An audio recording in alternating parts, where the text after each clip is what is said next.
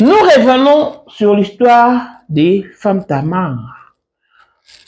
Bandeko, prophète Néhéma apesaki femme Tamar prophétie que batumo bavandi babwakeli au mauvais sort. Femme Tamar aboyaki nzoka muta donc tant ndenge makambo nyonso ekomeli femme Tamar eya na ndeko mona Allemagne qui se dit satisfaite parce que nzambe ayanoli ye oyo ekomeli femme Tamar ezali kolela na ye fruit ya losambo na ye suite à makambo femme Tamar asala ye akabola aboma libala na ye. Pourquoi? Parce que fiancé na ye ezalaka Frédéric Bila oyo aza ami et manager ya femme Tamar. Bonjour maman, c'est moi Olivia, ngai navandi na Allemagne. Eza ke naza na sujet moko ya femme Tamar. Nayebi problème ya femme Tamar mpona nini ekomeli ye bongo. Problème oyo ebanda déjà depuis longtemps. Et vraiment ngai naye personnellement que comment on peut dire ça, tozwa ke ba problème. Et ba problème wana ekomelaki nga ke 3 ans du temps ke nalala na mabele naswanaki na bango na ye na mobile na ye abimisa maloba ebele ke basi ya poto tozala bandumba soki nayebisa odi parce que na batango wana ezaki ke bavideo ya Mike Alambai na Saudi ebimaki na moko mpe nabosanaki kotalisa yo mpe ezali ke ye papa Kalama ebandeli deja ke azwaki nga na telefone aprofetisaki eloko moko ke ntango na nga ekoki ke mokili mobima emona nga nanyokamaki mingi ebele comme ci comme ça. Ngai nazwaki mayele ke wana nayebaki epa Frédéric nasengaki kaka merci nayoki nakoprie mpona yango. Mais prophétie wana mpe ezaki bonheur te parce que après cela mabe ekomelaki nga. Eza biloko ebele ke esalamaki na nzela maloba na bango yango esalaki mpe retour na famille na bango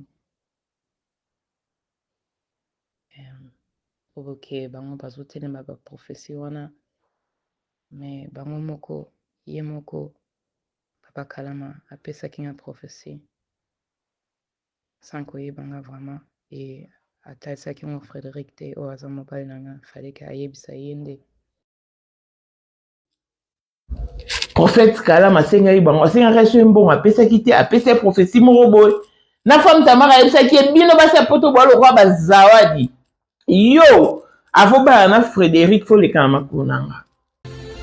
Voici Elon Musk, Eric Dieng, l'homme à 35 Ferrari, bosangana boye beledi tokondimaka bino nkolo bokotikaka vie ya kitamata nkolo bokotika vie ya son porteur vie ya diabo ti lelo mutu moko na akokisi 5 ans ya stabilité te 5 ans ka ya maintenance aza te. Mais Elon Musk 30 ans de pouvoir 30 ans de stabilité 30 ans d'élévation 30 ans de maintenance akotaka bar te akotaka boîte te babwakaka ye mpe te alingaka mpe te amonanaka mpe te. L'homme invisible Elon Musk motema ya sombre kadali maman de nini mokonzi ya basi nyonso ya Johannesburg madame Jenga Elon Musk. Baimage oyo tolakisi bino eza office ndako te biro ya Elon Musk tozo renouvele kingakati bakala te bomona place Elon Musk alalaka biloko asika ekoti biloko ya moto Bokozwa Kingakati à long et à large. Respect à l'initiateur du cours de grand, l'homme de maintenance et de stabilité. Moutaleki Azate.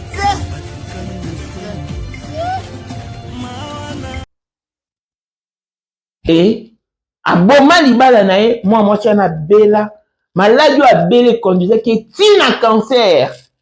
À Kokaisu Kosam, ça t'a comment qui inoptisé pendant autant de jours.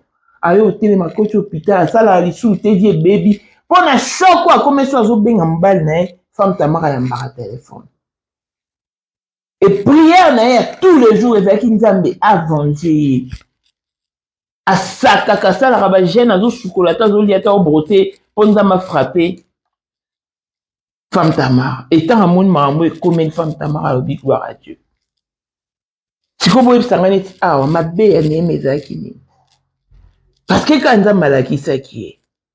Nema a explicité désobéissance. Il n'adore pas nos dieux. La Bible dit, on jeta le pire, c'est-à-dire le sort. Ces équés-là, c'était du jour au jour, du mois au mois, du janvier au décembre, du lundi au dimanche, est contrôlé dans le système zodiaque. Le diable, pour te traquer, il n'a pas besoin de faire beaucoup de gymnastique. C'est juste y entrer dans ton jour de naissance, dans ton mois, c'est fini, te détruit, te neutralise. La Bible dit, chaque jour supplie sa peine. Donnez-moi le serpent.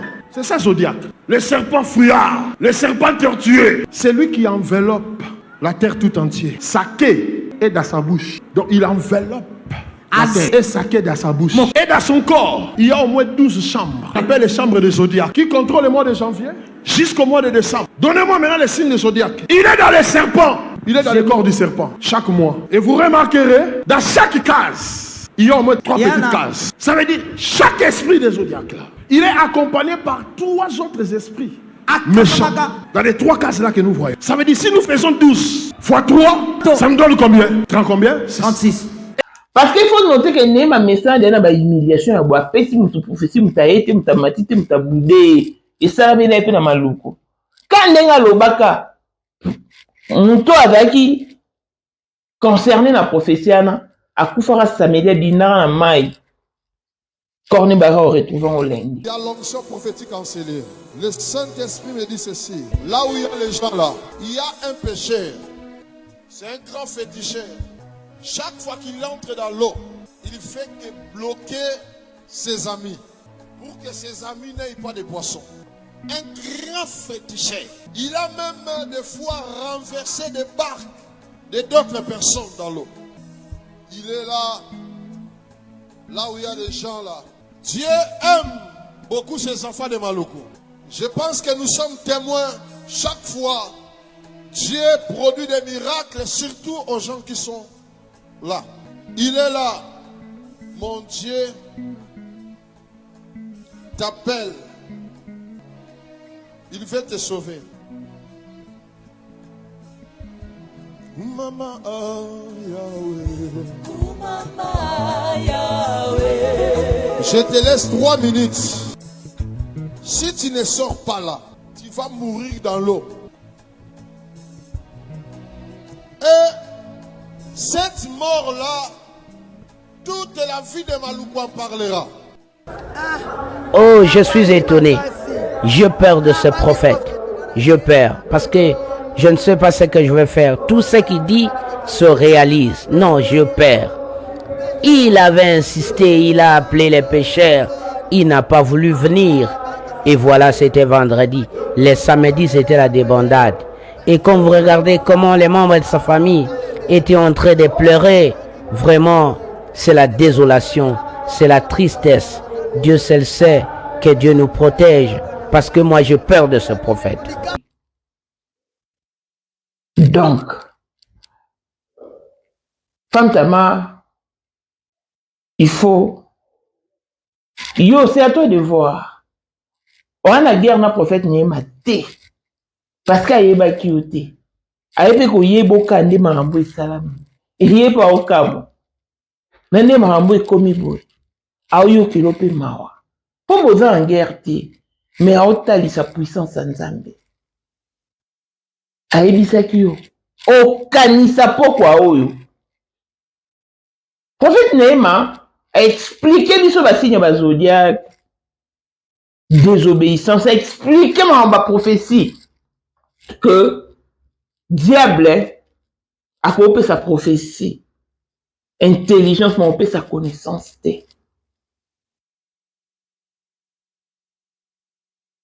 Tout ça a très attention. Mon tour le bana audio aux femmes Tamar. Tatine Olivia Soki, bonjour.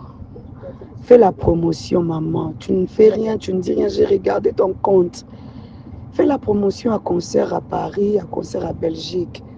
Après d'avoir utilisé moi, c'est un peu l'année, mais j'ai utilisé quand même la promotion. Pour moi, c'est un peu ça, il a la promotion. Pour moi, c'est manager et femme Tamar.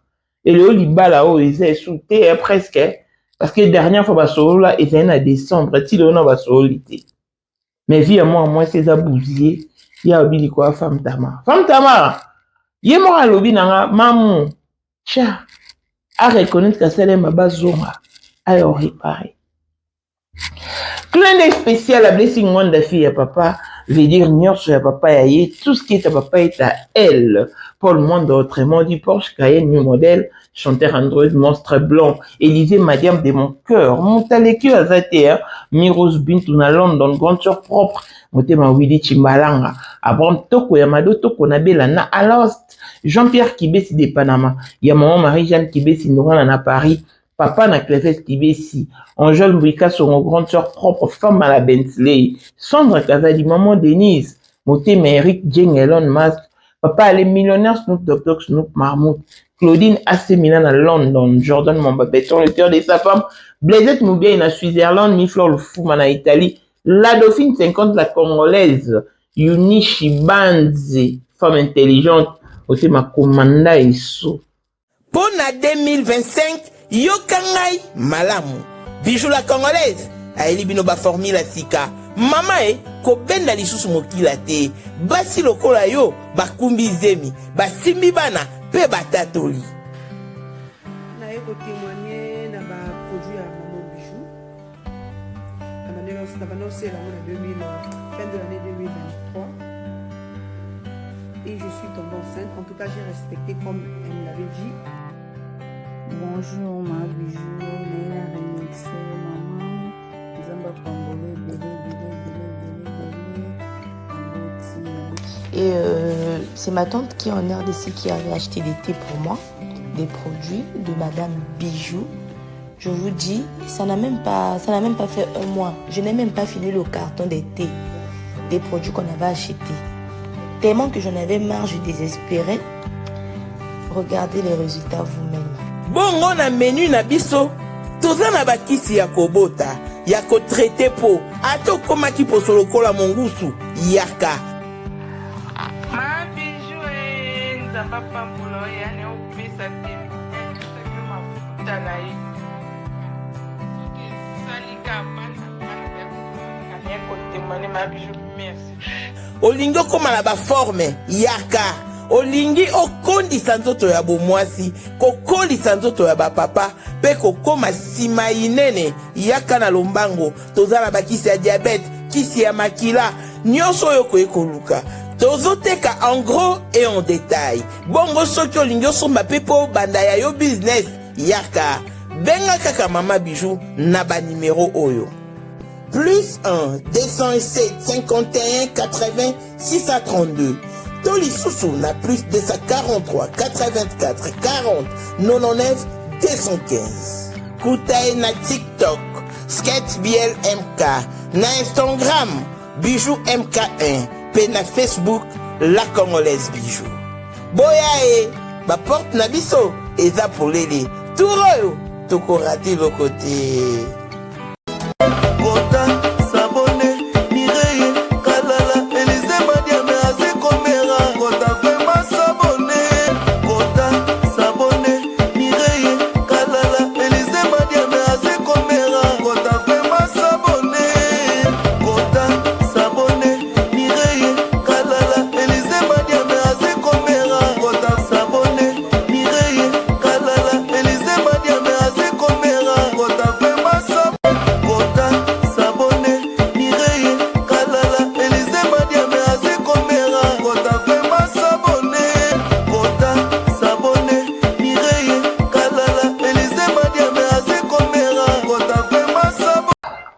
Bonjour et bienvenue dans ce nouveau numéro de Maman International TV Show, votre chaîne d'actualité, de l'information et de l'émotion. Voilà que l'émotion nous retient encore dans les dossiers de nos serviteurs de Dieu au fait. Prophète Nehema Sikatenda et Femme Tamar. Toba Tsapé, prophète Kalamassine. Omoni na vie, fournissons le fort, conjuguons le fort d'être et de demeurer rationnel. Ce qui te commis la qui fanatisme, wanande, toujours un dieu baninga na erreur, toujours cloué bango, koko tsawana liboulou. Femme Tamar, c'est notre sœur. Moi, personnellement, je l'aime beaucoup. Na vanda nae, na lia nae, na mela nae. Par contre, Nehema, na lia nae te, na mela nae te, bien que tokola na bango azeni moko na mbavu. Tozaki pe ba amitié, on ne pas bango. Mais, cela ne peut pas m'empêcher d'être rationnel, de faire les choses comme il faut. Couper sa raison, na muto aza na raison, et tort na muto aza na tort. Lobi to sala direct, ba mama ba olela. Ba leli na komba Nehema lo bali lo ba moko. Déjà, Nehema n'est pas en guerre avec Femme Tamar. Non, loin de là. Nehema yeba ki Femme Tamar te bandeko. Apesa ki prophétie. Aebisi batu ba saleli o likita ba ola kelo mabe ba boki lo mauvais sort. Bazo tonga vino na singezo koma kala Femme Tamar aboye kondima. Nzoka na Allemagne batu ba vandaki. Bazo salela Femme Tamar ba prière. Ba osenga nzamba venger bango na makambo Femme Tamar asala mwana na bango. Bon, on a des makambo kendala. Donc, aussi longtemps que tu as clarté dans makambo yo, tu as dit pour comprendre, pour l'obi bat mon sousou, bako y a la même erreur te. Ndeko na biso, en Allemagne, bakutanaki na mobali nani, Frédéric Soki, aza, ami et manager ya Femme Tamar. Balinga na mwasi na ye. Quand Nehema makambo zawadi eyaki, Femme Tamar ajijaki soki mwasi boyoka ngo nyonso ye moko expliquer. Bino basi ya poto, bomoni makambo zawadi asali mai kalambai. Yo ndo oza wana avant Fredi abala yo, il faut leka na makolo na nga. So nga na boya obalo te. Et moi ça na comment so obenga mbali na ye so fiancé so proposant na ye. Femme Tamar mutayamba téléphone. Et choqué, talaka na réaction aux Femme Tamar d'ailleurs kosala e, a kokate abela, a sala 3 jours à télémaraté, et conduit rien à cancer. Maman bele. Si le lo a bundaka na se ya maladie, pour nini choc Femme Tamar a sala e. Et relation na epe na mobali beba. Na tout nié. Est-ce que le mobile bozar? Quand les femmes Tamar a joué à poto A, na décembre, atteindre les voices au bout de ça la promotion a côté na compte na abenge ange soki. Mais na libalo ya télémela, a so flatter pour asa les promotions. Il y a vendu, il y a une femme Tamar mon anga qui zenga nga ko utiliser nga. Abi ba kota ba prière, ye vine mo bimachaka tolo na senzabe vengenga. Frapper Femme Tamar. Alobi soki o e comme une Femme Tamar, eza kolela na ye, eza ba prière na ye. Tiko boye bisanga. Erreur, ya Nehema eza kote nini. Po Nehema, nzamba laki siye. te pe yaka tobimiso na situation oyo femme Tamara boyi. Jésus. Tala, yango humilité, eza bien, soyons humbles. Nga okoza lolo bananga likambo. Na boyi, mais na boude au poliment. O comprendre koute na boude. Nga mona motema na ngani na yeba na boude. Mais on a la qui saute. Parce qu'on ne sait jamais. On ne sait jamais.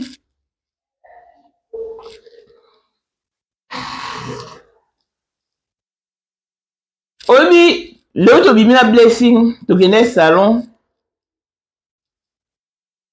Namoni azo lela benga lela na tuneni. Abi nango bazali na mwa mobo na mwana na abi nanga this girl told me a mother is better than you. Abi is for that you cry. Abi yes, Abi no, you can't cry. You no need to cry. If someone tell you that, tell her you lying. My mother is the best. She's better more than your mother. Blessing Abi, no, mommy, I can't say that because it'll be like fighting competition. Omona mwana mkie. Obi ke tango alobi bongo batu nyonso na salon bafungoli munoko. Na mama ya mwana ana ganyeli mwane. I say for l'exemple a blessing. Abi, we can't do fighting competition. Mwana mkie. Interpeller nganga bio. Tala langage ya Nzambe. Elobeni nga kati ya mwana. Mais, nous par manque d'humilité, on lui a commis la qui, on lui a commis mon ada, c'est bon moti. Et puis, le lot, ce to le baquet, tout le la femme t'a marté, on s'est corrigé d'eni. Baptiste et Moussou, on s'est corrigé d'eni. Parce qu'il faut y avoir kilo ya likambo memi. Est-ce qu'elle est suffisamment préparé? L'on a bima qui toujours y tata à ton côté mission. Lobi na otie na bino place ba consacrer qui femme Tamar ndenge ba pesa kinga explication. On va moi comme une femme Tamar prophète Néma déjà ça là ngo. Na Kinshasa na Maluku akene côté abengi na omona féticheur mo aza awa terroriser Maluku ya sala ba le kawa. Prophète Néma telemi ya bi féticheur matati. Mais quand les femmes Tamara ça, que petit professeur qui Rabi Bolukanga, akei samedi, bakei pêcheur bako pêcheur à dinda na mai. Et bemene robe malendi. Donc, prophète Néma a tellement qui peut na chair, a prophétisé en vain mutamatité.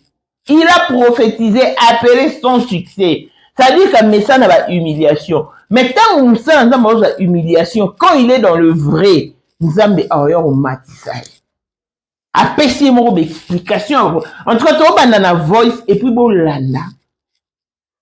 Et là, on est conduire Tamar place à ça. Suivons et on se retrouve pour la suite. Merci. Bonjour, maman. C'est moi, Olivia. Je suis en Allemagne. Eza ke dans un sujet moko ya femme Tamar. Nayebi problème ya femme Tamar pour nani ekomi bongo. Problème oyo ebanda déjà depuis longtemps.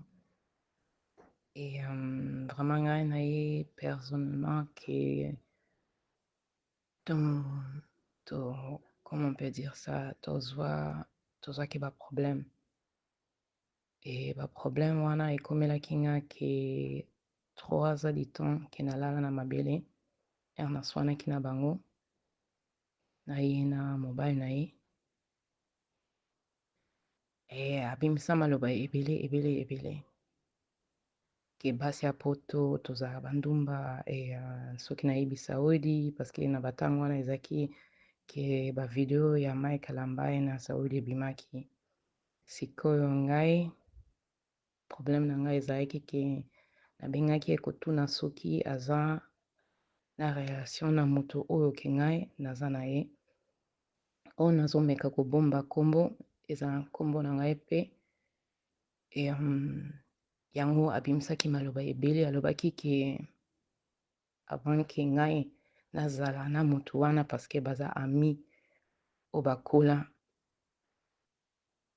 ke avant ke ngai nazala na motu wana parceke nazalaki deja na motu wana me nazwi ye na telefone maloba oyo abimisaki ke avant ke ngai nazala na ye fo naleka na nzela na ye parceke ye motu atalaka dirigaka ke akozala na nani apona abongi na ye yango nde ke koswana maloba na ye baflèche oyo nayoka ke nabengi motu wana oyo na bana ozala na ye apres ye femme tamar azwaki telefone ye azwi telefone shok ebetaki nga na motema nakweyaki apartir de là na bana olala na mabele famille na nga mobimba bayebi situation wana na ke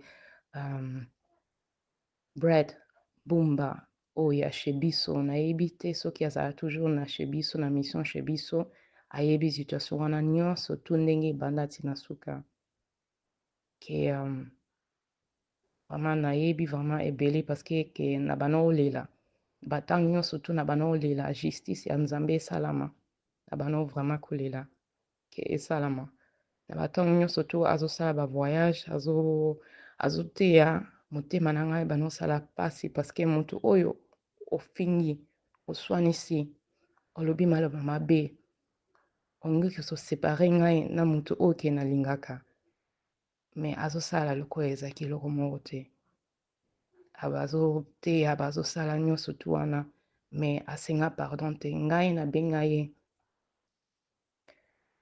parceke mobali wana oyo ke camarade na ye ya bomwana ateyanga alakisanga ke navanda kimia ke justice un jour ekozala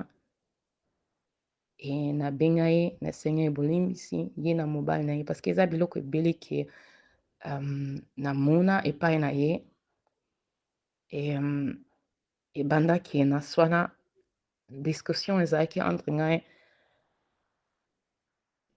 na oyo ke nazalaka na ye mais on peut pas dire vraiment ke nazalaka na ye parceke na nzela discussion tosalama nyonso wana tu à cause ya femme tamar na mobali na ye parceke baloba na ye ke naza mwasi mabe atikanga akabwana na nga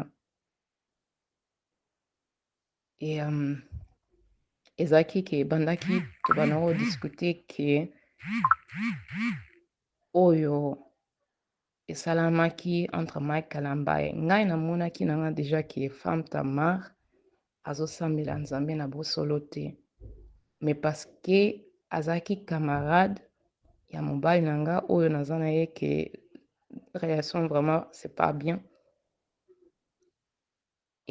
yango esalaki ke nabomba yango ke nayebisa ye eloko te mais tokomaki koswana à cause ya discussion wana nyonso tu nabimisili ye ke mais osala nini soki un jour oyoki ke femme tamar azosalela nzambe na bosolo te yango esalaki biso mpasi ke alobaki bon nakopase yo moko osola na ye oyeba ye parceke namonaki bafoto babana osima na maboko liboso nga mpe na bana osoutenir femme tamar très fort parceke aza manager na ye azalaki manager na ye yango ke na bana ozwa bavideo na ye na bana opartage na bana otina bato na nga na whatsapp na bareseau sociaux nyonso wana tu na bana osala mpona kosoutenir manager azo mobali na nga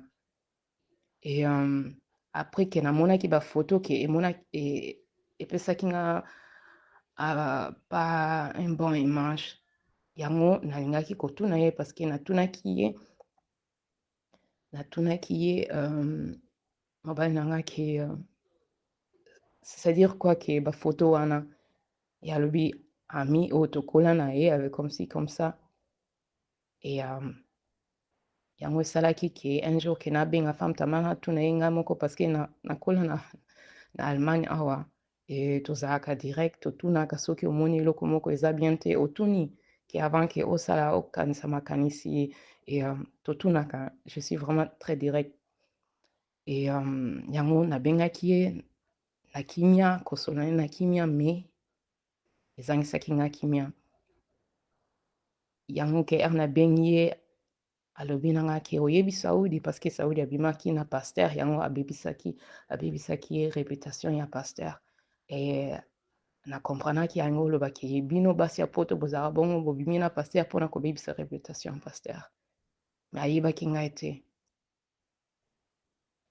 ayebaki te naza nani ke oloba na nga bongo ofinga nga en direct ke naza ndumba me nalobelaki ye mabe te nayokaki kaka nake maloba ke avant ke nga nazala na camarade na ye wana bomwana oyo bakola o manager na ye ifo naleka na nzela na ye ifo naleka liboso naleka ye ezala lokola ke ye atelemi liboso wana naloba mpe eloko moko te après un jour ke nabenga papa Kalama parce que namonaki ke bafoto avec comme ça tout natuni ye nayebisi très bien ke eza seulement question nazotuna e soki nasisi kotuna yo koloba kotuna mwasi na yo te na nzela ke otuni oswanisi ye yo sambela ke saint esprit alakisa soki eza verité natunaki ye ke bana wana soki te femme tamaka botana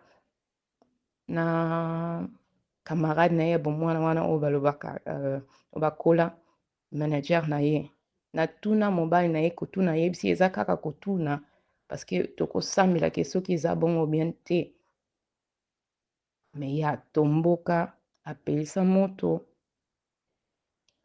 e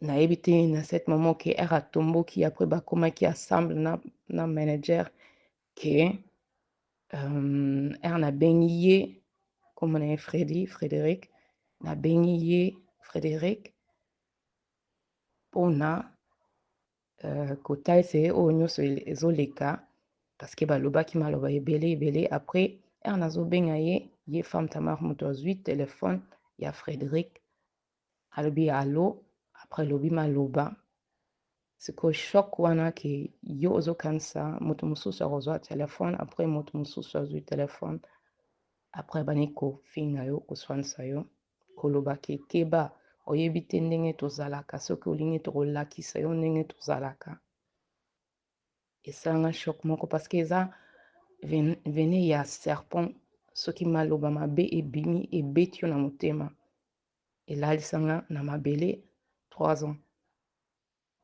na kati ya ndako mobima bokotuna mama bokotuna papa bokotuna moto nyonso tu ezala paster lokamba ke bakenda epai na bango mpo baéclairci nyonso wana tu e 3 ans du temps ke na batango nyonso toujours prière justice esalema parce que na oyo bango basalanga kutu babenga mama balobaki bokeba tokomema bino tokomema ye Olivia na tribunal bango bamemanga na tribunal te parce que mama asenga bolimbisi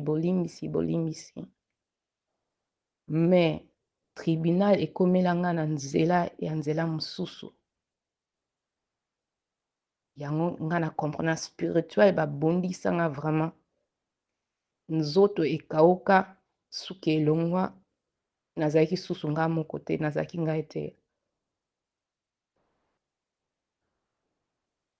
na comprendre na baprière na bagene na banosalaki ezowuta epai na bango basalaki nga mabe après bapela ke ministère na bango emata na nyonso wana tu nga na comprendre eloko ya mabe basala nga oyo ekomaki bonheur mpona bango me naloba eloko te na bano liboso na engageaki Brett ke asala mission mais Frédéric alobaki natikaki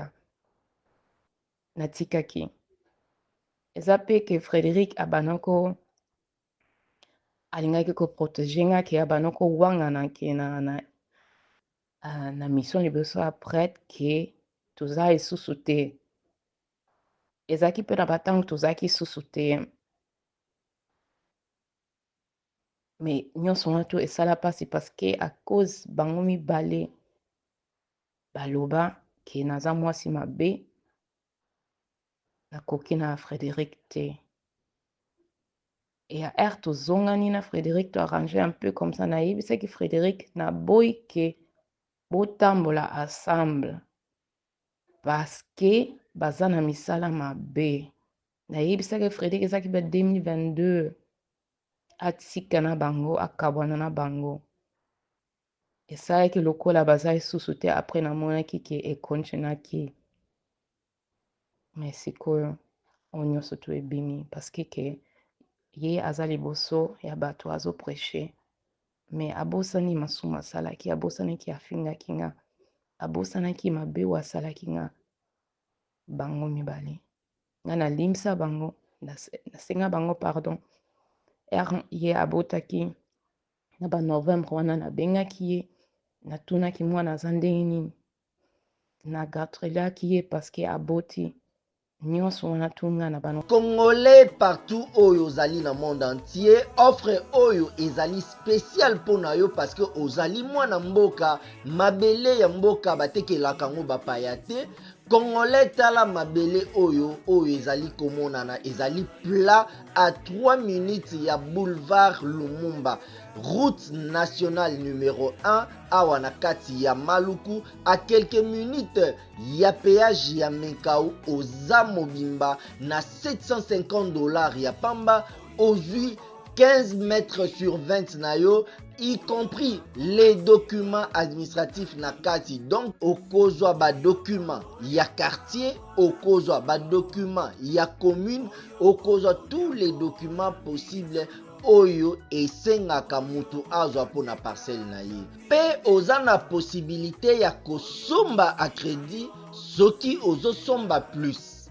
Ah oui, tolobaki to tolobaki te tolobi bien y compris les documents. Opesi mongo na yo oza na droit ya terrain 15 mètres sur 20 ozali na droit ya ba document administratif nyonso tu oza na bano okomela ye pe na bano ozala gentil na bano kolakisa ye bolingo me ye jamais atikala kosenganga bolimbisi ye na mobali na ye na oyo nyonso tu basala bakabulisanga na Frédéric yango ke ngai nayebi ke mabe na ye oyo ezokomela ye eza a cause ke oyo asalanga parceke na batango nyonso natunda bana kolela motema ebana osala pasi na bana kolela kimia ezangaki nga na vie mama aza témoin na nga na ndako témoin ndenge na bana ozala liboma esalaki nga nyonso tu dépression nyonso tu esalaki nga ndenge ye ezosala ye yango esalaki nga ngai nakolinga ke kombo na nga ebombwama parceke nalingi na nga ba polémique wana te nalingi na nga ba nyonso wana tu te parceke nanyokwami mingi na comment dire ça émotionnel ezaki déjà beaucoup de trucs ke nazosupporte yango lisusu te ata kotala ndenge bato bazoloba ebele contre elle nazokoka yango pe te me nayebi te soki yo okosola na bango obien okopesa bango mayele koyebisa bango te ke eza botala nano Olivia oben comme ça obien Frédéric manager na bino non o ex manager me bazwa un peu mayele bareconnaître ke ndenge nini bakosenga bolimbisi epai ya nani parceke yango nde ezosala bango mal parceke nga nalela vraiment nalela nalinga komibwaka na fenêtre à cause de le nalela naza na bavideo nyonso tu nalandaka parceke un jour ke nayebi te saint esprit atalisanga ke nalanda nyonso tu mouvement na bango bazosala na bavideo na balive na banyonso tu ntina sikoyo ke namoni ke jugement esali me eza esengo na ngai te ngai na bana osambela vraiment ke areconnaître mabe asalaki nga asenga bolimbisi e relation na ngai na Frédéric ezonga normal c'est ça que j'avais prié toujours ok esalami ye nalingaki yango te nazosenga vraiment toujours na saint esprit ke pesa ye mayele ke asenga bolimbisi epai na nga parce que mabe oyo asalaki nga motema nazalaki lisusu nga moko te nalala 3 ans na mabele nalinga komibwaka na fenêtre nakota na dépression na folie à cause de l'eux. C'est ça que je voulais dire. Soki nayebi te oko contacter Brett Bumba parce que ye ayebi nyonso wana tu dessus ayebi yango ayebi nyonso wana tu ndenge ebanda ekosala bien ke soki obeta lisolo oyo nkombo nalingi te me nakotinela oyo bavideo ke na oyo ke ngai nalimbisa bango ata basenga nga bolimbisi te me bango barepeta yango parce que liboso avant ke femme Tamar aya lisusu na poto na Paris mission oyo asalaki dernière mission ezalaki yango nde ememisaki nyonso wana tu parce que ngai nasengi yo bolimbisi me atangi lisusu situation wana liboso na église na liboso ya TikTok na liboso ya réseaux sociaux yango nde ematisi ke mabe na ye ebima na réseaux sociaux na TikTok parce que oyo ye ateyaki ngai nalingaki yango te me ebanosanga mpasi ke liboso ya bato mosusu azalaki bien me na vérité aza na ye na deux faces mpona banomona ebanosanga mpasi na banolela. Comme j'avais dit que kombo na ngai nalingi te me nakotinela bino nakotinela bavideo oyo komona ke oyo nyonso tu ke asalaki ekoma mpe na mabe bongo me Brett nde ye moto aza na dossier wana ke akoyede yo. Merci. Prophétique enseigné. Le Saint-Esprit me dit ceci. Là où il y a les gens là, il y a un pécheur. C'est un grand féticheur. Chaque fois qu'il entre dans l'eau, il fait que bloquer ses amis. Pour que ses amis n'aient pas de poissons. Un grand féticheur. Il a même des fois renversé des barques de d'autres personnes dans l'eau. Il est là, là où il y a des gens là. Dieu aime beaucoup ces enfants de Maluku. Je pense que nous sommes témoins chaque fois. Dieu produit des miracles, surtout aux gens qui sont là. Il est là. Mon Dieu t'appelle. Il veut te sauver. Mama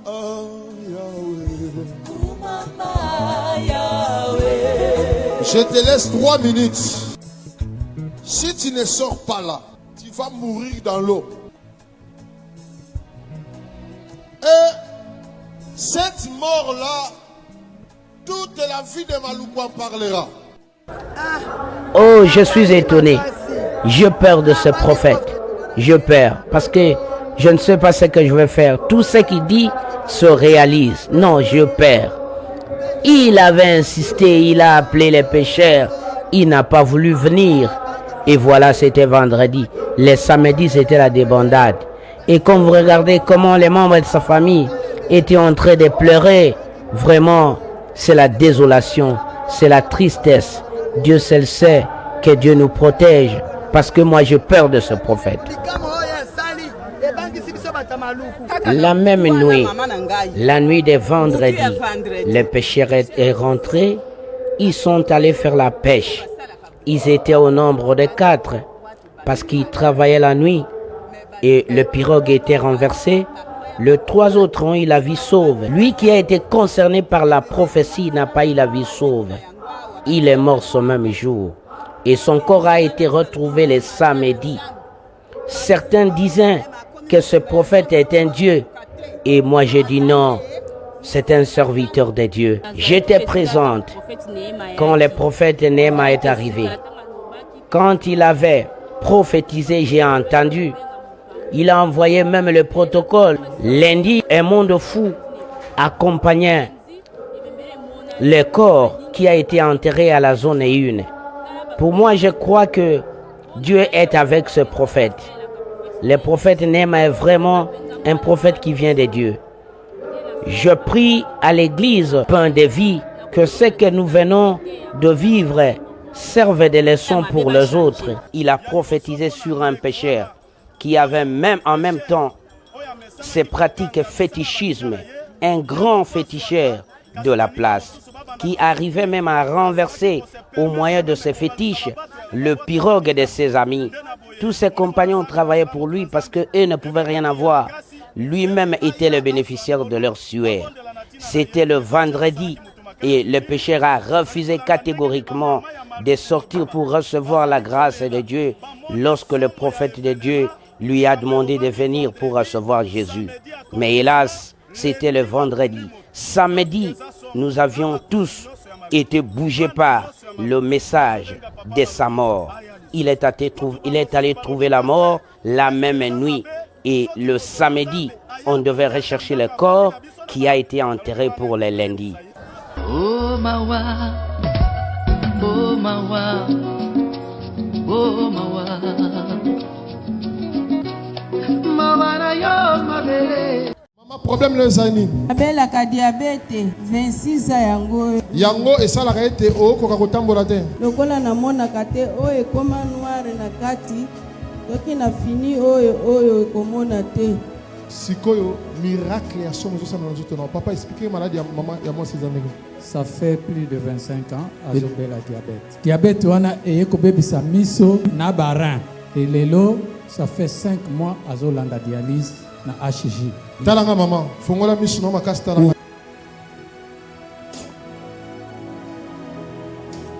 Jésus-Christ, mon Dieu, merci d'avoir ouvert les yeux de cette femme.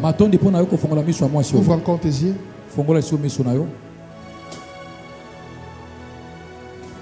Regarde ici devant. Hein? Makolo noana, bandako nyolo sayango. Okokoka siko na kombo na Yesu. Ah. Bano mate. Ah, yaka. Ah. Nyolo sa malem malem. Ah. Ah. Ah. Ah. Ah. Petela kola babako. Acclamons pour le Seigneur. Merci Jésus. Merci Ah. Zamba Nema. Zamba Nema, merci. Merci Dieu de Omoni mutu na ngai. As-tu vu ma tête? Nakotika yo te. Simba mutu na ngai soko moni. Simba. Touche ma tête.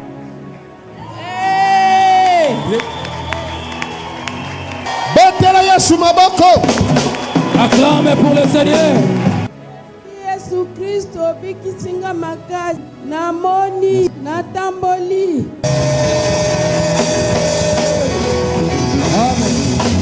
Mbote papa komona ngambenga Marthe maladie ya libele cancer de sein ebandaki na 2018 malade bandi pasi mama moto teka na ya na campagne ndai ko yebisanga Marthe kozanga te toza campagne mombo na kinkole oya campagne ana musali na nzambe oza na campagne ana to bando tambola ka malembe to zibisi tito kenda kuna campagne des prophètes yaka obimisa prophétie ana yangayo. Écoutez ce que la voix de Dieu me dit. Il y a une personne ici. Un jour, on lui avait amené le poisson. Et dans ces poissons-là, il a trouvé des choses bizarres dans le ventre du poisson. Depuis ce jour, la personne était tombée malade. Jusqu'au jour. Si cette personne est là, il peut lever les mains, qu'il s'approche là où je suis.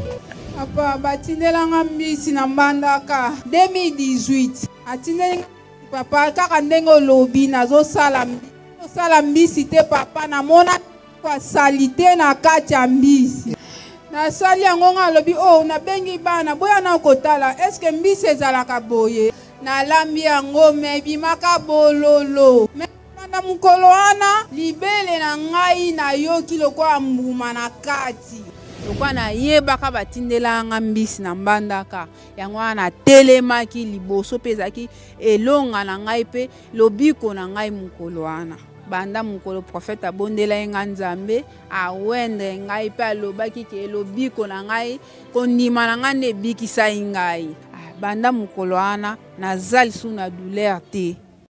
Lisez le livre d'Esther chapitre 3 verset 7. Le premier mois qui est le mois de Nissan, les enfants d'Israël dans la terre étrangère. Ils ont commencé à dominer. La jalousie monta chez Aman. Mais qui sont ces gens qui n'obéissent pas, qui n'adorent pas nos dieux? La Bible dit, on jeta les pires, c'est-à-dire les sorts. Ces équés-là, c'était du jour au jour, du mois au mois, du janvier au décembre, du lundi au dimanche, et contrôlé dans le système zodiaque. Le diable, pour te traquer, il n'a pas besoin de faire beaucoup de gymnastique. C'est juste y entrer dans ton jour de naissance, dans ton mois, c'est fini, te détruit, te neutralise. La Bible dit, chaque jour supplie sa peine. Donnez-moi le serpent. C'est ça zodiaque. Le serpent fouillard, le serpent tortueux. C'est lui qui enveloppe la terre tout entière. Sa queue est dans sa bouche. Donc il enveloppe la terre et sa queue dans sa bouche. Et dans son corps, il y a au moins 12 chambres. On appelle les chambres de zodiaque. Qui contrôle le mois de janvier jusqu'au mois de décembre. Donnez-moi maintenant les signes de zodiaque. Il est dans les serpents. Il est dans le corps du serpent chaque mois. Et vous remarquerez, dans chaque case, il y a au moins 3 petites cases. Ça veut dire chaque esprit des zodiaques là, il est accompagné par 3 autres esprits méchants. Dans les 3 cases là que nous voyons. Ça veut dire si nous faisons 12 fois 3, ça me donne combien? 30 combien? 36. Et si nous prenons les 36 fois 2, ça me donne combien? 72. C'est là où la cabale juive est née. Parce que la naissance de la cabale juive est née à travers 72 anges. C'est ce qui fait la force des cabales juives. Ils sont sortis de là des zodiaques. Ça veut dire, ces anges-là sont là pour protéger celles-là qui ont fait l'alliance avec Satan, qui ont signé le pacte avec Satan. Ton jour de naissance, ton mois de naissance, ils sont là pour te protéger. Mais nous connaissons la fin. Le diable est là pour sucer comme de l'orange. Il aura tout sucé et puis jette la peau. Faites très attention, vous qui vénérez des anges. Parce que la Bible dit dans Apocalypse 12, lorsqu'il y guerre dans les cieux, Michael et les anges, le serpent ancien, la Bible l'appelle serpent ancien. Pourquoi? Parce que le serpent, avant la chute de l'homme, il marchait, il ne rampait pas, mais il marchait. Mais c'est lorsqu'il a été maudit, c'est là où il a commencé à ramper. Et sa nourriture est devenue la terre. Lui, tu contrôleras la terre. Dieu dit à l'homme, la terre est maudite à cause de toi, quelle que soit la semence que tu mettras sur la terre. Mais la terre te produira des épines et des charbons. Ils ont cherché à savoir quel jour, quel mois que ces juifs doivent être tués. La journée de lundi, qui est dédié au dieu de la lune, dit non. La journée de mardi, qui est dédiée au dieu Mars, il dit moi non. La journée de mercredi, qui est dédiée au dieu Mercure, il dit non. La journée de jeudi, qui est dédiée au dieu Jupiter, il dit moi non. La journée de vendredi, qui est dédiée au dieu Vénus, il dit moi non. Et samedi, Saturne dit non. Dimanche, le dieu Soleil, dit non. Il consultait jour au jour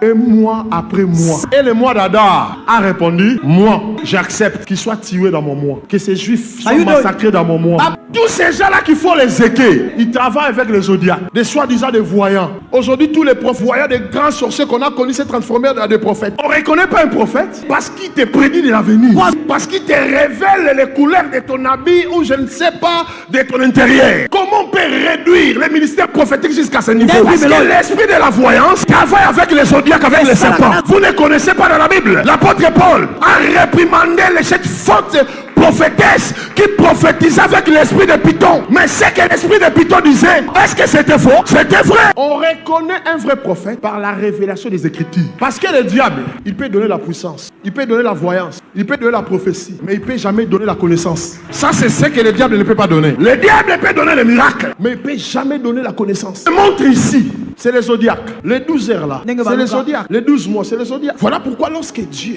il a introduit son peuple aussi dans le royaume, il a commencé à établir l'ordre du gouvernement céleste. 12 portes, 12 anciens, 12 apôtres. Pour sortir dans ces calendriers, il y a une seule remède, le sang de Jésus. Éphésiens chapitre 2 verset 4. Avant la fondation du monde, il nous a préparé. Mais malgré cela, pour naître sur cette terre, tu dois y entrer dans le système, dans les zodiaques. Ton étoile doit y entrer là. C'est comme ça. La terre tourne. Chacun de nous a son carré là-bas. Avant d'y entrer dans ce monde, ton étoile avait rencontré une chambre là. Tu es contrôlé dans le système. La Bible déclare dans le livre de Matthieu, chapitre 2, verset 1. Les mages venus de l'Orient, le centre de toutes les sciences, toutes les magies. C'est le centre des zodiaques, tous les centres d'occultisme du monde. Chercher à contrôler l'homme, suivre tous les mouvements de l'homme. C'est ce que nous voyons aujourd'hui avec les vaccins. C'est une intelligence du serpent. Chercher à contrôler tous les mouvements du monde. La seule étoile qui n'était pas contrôlée, c'était l'étoile de Jésus. Quand cette étoile est arrivée, vous savez ce que l'étoile a fait? N'a pas choisi la quai au Levant, parce que la prophétie a été donnée. Genèse chapitre 3 verset 15. Toi serpent, je mettrai une inimitié entre toi et la femme, entre tes descendants et les descendants de la femme. Toi serpent, tu lui blesseras les talons, mais la femme a une postérité, il t'écrasera. De retour sur ces plateaux, vous en êtes témoins oculaires. Bomoni namisu. Vous en êtes témoins auriculaires parce que boyoki na matoi. Siko. Femme ta mata Rolanda a comprendre. Hey! Bitumba na ngango. E utene na Allemagne. Aoyeba ndeni ya bongisa. Bomoni musato osala. Nana souci te, femme tamara beba abuma te. Nana souci aseranza menabo solo. Yebelo ni osala. Soso sala na ignorance, c'est une manière de perdre son temps en fait. Elle doit travailler tout en ayant sa conscience en place, tout en ayant la claire conscience de ce qu'elle fait et pose comme acte. Et puis femme tamara, évitaka. Audio. Tout le monde n'est pas loyal. Fais très attention. Tu as encore du temps. Prophète Néhéma n'est pas en guerre contre toi. Ayeba kiyote. Yeba kamwe kahata on appelle par kamon n'engezu en plaire boué. Oh. Boine. Ah, mais sincèrement, ayeba kiyote. L'humilité précède la gloire. C'est à toi de voir. Que Dieu vous bénisse. Longévité et bonne santé à tous. L'on se retrouve au prochain numéro. Bye bye.